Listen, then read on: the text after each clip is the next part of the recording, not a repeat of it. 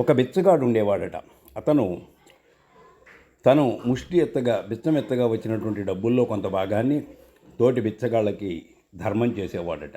అలా ఉండగా కొంతకాలానికి అతని అదృష్టవశాత్తు అతను లక్షాధికారి అయ్యాడట.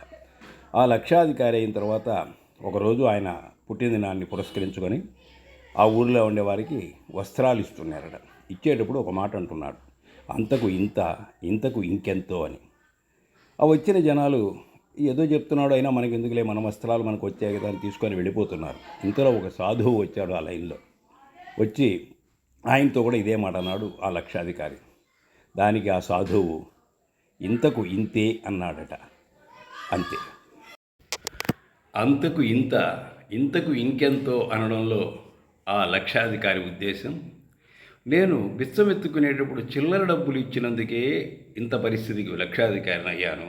ఇప్పుడు ఇంతమందికి వస్త్రాలు ఇస్తున్నాను, ఇంతటితో నేను ఇంకెంత పెద్దవాడిని అవుతానో కదా, ఎంత కోటీశ్వరుని అవుతాను కదా అని ఉద్దేశం.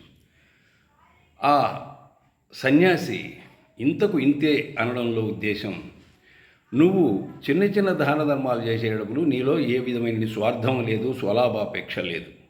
అందువల్ల నువ్వు చేసినటువంటి ధర్మానికి, దానానికి కూడా ఫలితం ఉంటుండింది.